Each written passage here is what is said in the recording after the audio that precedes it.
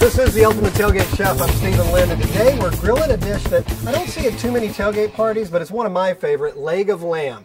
Now, I already know what you're saying. I hear it all the time. Lamb's too hard to cook on a grill. Lamb's too hard to get to come out right. Lamb always ends up tasting gamey. Wrong, wrong, and wrong.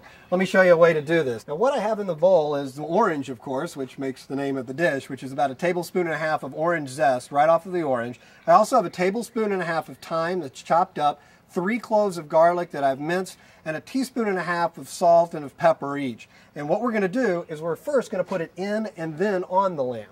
First thing we're going to do is take our leg of lamb. It's a boneless leg, about 4 pounds, and we're going to put about a dozen cuts into it, about 1/2 inch deep or so. And what we'll do is take some of the mixture and we're going to put it into each cut so that we've filled each hole. And what this is going to do is allow those flavors when it's cooking to really infuse into the meat. It's almost kind of like if you were to inject something into poultry or what have you. This is another way to do that. Once we get all those in, what we're going to do with what's left is we're going to take it and rub it all over both sides of the lamb. And that rub is going to take care of not only tenderizing the meat, but adding a whole lot of flavor.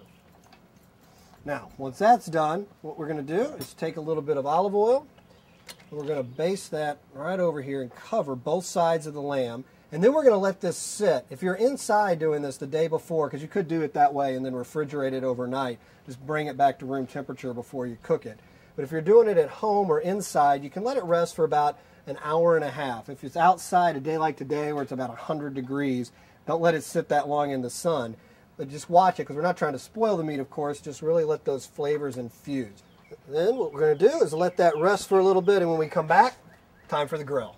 That lamb's had plenty of time to rest, so let's get it on the grill. What you're going to do is you're going to take this and throw it on, and you're going to cook it for about 7-8 minutes on each side. It's a medium hot grill. Just going to let that sit.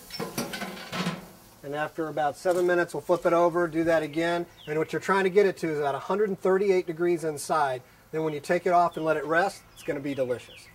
It's been about 15 minutes or so the lamb should be just about done. Again, we're looking for 138 degrees inside, and that is perfect. So what I'm going to do is I'm going to take it, put it on this platter. Again, you're going to let it rest about 10 or 15 minutes before you slice it and serve it. You want all those juices to redistribute throughout the meat so that you're not losing them when you're cutting it. That's going to make it nice, juicy, and delicious when you slice it up and serve it to your guests. A little bit of pink inside, it's going to be great.